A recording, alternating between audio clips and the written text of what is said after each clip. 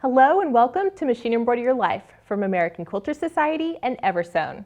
This time we're going to be making an applique wall hanging in 3 parts. You can find a link in the description to the instructions and parts 2 and 3. Let's get started. First we're going to need some supplies.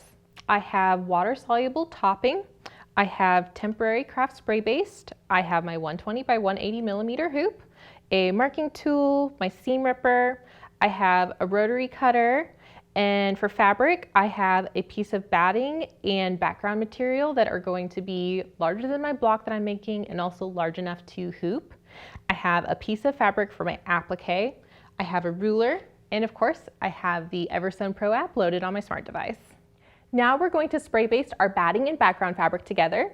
Use your spray base in a well-ventilated area away from your machine. And we're going to start by spraying in the middle and then a little to the outside. Just need a touch. I'm going to bring the wrong side of my fabric over the batting. And I like to start from the middle and just smooth it out. Get out any wrinkles.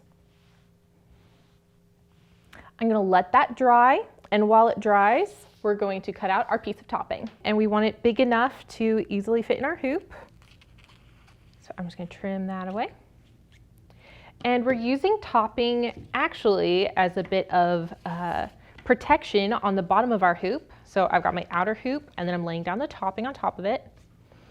And we're doing this because with this quilt-as-you-go method, the batting is going to be at the bottom. And if we just let the batting sit there by itself, we get a bunch of fiber in our machine and that could kind of fuzz up our machine and we'd have to send it out for servicing early. So I like to spend just a little bit on some topping. That way I don't have to spend a lot on servicing later. So with that all set, I've got my outer hoop, topping, my quilt sandwich, and I'm going to take my inner hoop and I'm just going to make sure everything's lined up, looking at that straight of the grain, and then press my inner hoop in,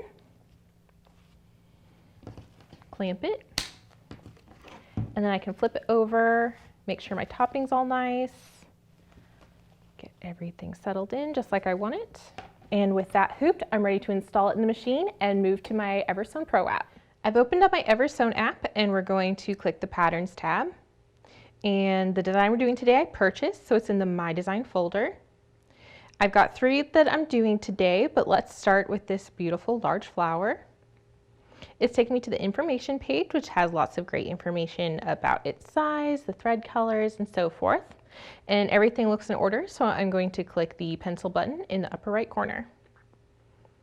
That sent it to my editing board, and in here I can make sure it's centered. So I'm going to use that Move tab down at the bottom, select my embroidery, click the button with the arrows all pointing in towards the center. That makes sure it's centered. And with that all set, I'm ready to send it to my machine for stitching. So I'm going to click the machine button in the upper right corner. In previous applique projects we've done in this series, we've stitched and then trimmed out our shapes.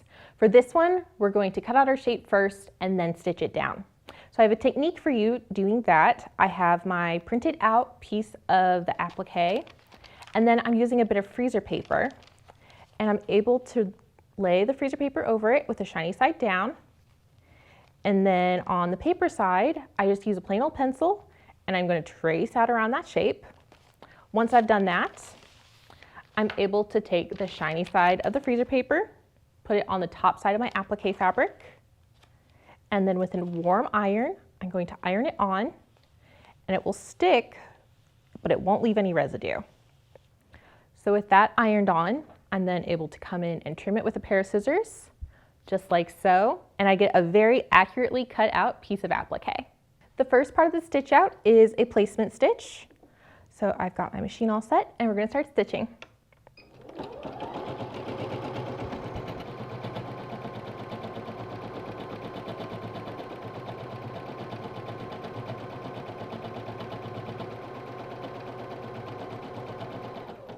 Now that the placement stitch is done, I'm going to remove the embroidery hoop and move back over to my work area. So I've got that all laid out with the placement stitch, and I've got my little applique over on a piece of scrap paper. I'm going to use a bit of spray baste just to get it sticky. And then I'm going to bring the flower over this, little area, and I'm going to get it all lined up so that the edges of the applique meet up with the edges of the placement stitch. I've got that piece of paper, freezer paper on still.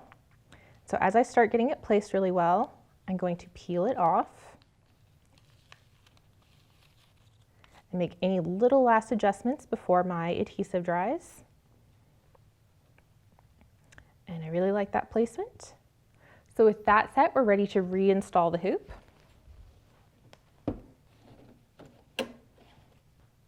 And then I'm going to start stitching again.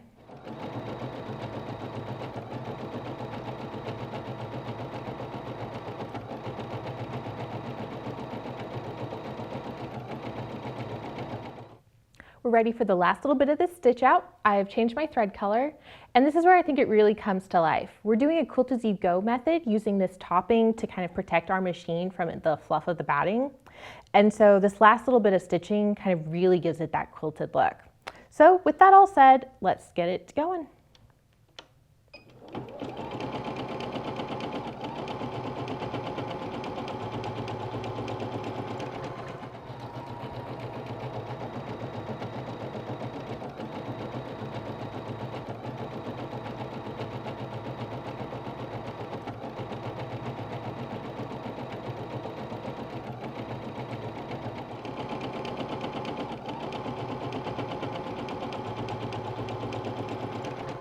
Our final step in this part, after our last stitch out, we're going to unhoop it, and we're going to take this bit of topping away from the backing. And so I like to just use my seam ripper, get myself started, and then it tears away easily from the stitching. So I'm just tearing out around this flower, and you're welcome to take the time and get all of the topping away from the inside of the flower too. But if you don't, it's okay, it's water soluble, so if it ever gets washed, that'll all just wash right out. All right, with the topping taken off, that block is all ready for its next steps. You're going to want to finish making all the different types of blocks you'd like to make.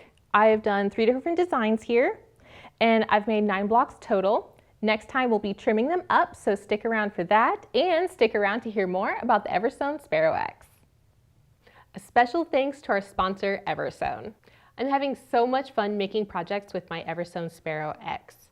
If you'd like to get to know the machine a little better, you can download the Eversewn Pro app right now. You can find it in the App Store or Google Play Store. And to learn more about the machine, check out the link in the description below for a walkthrough video. Thanks for watching.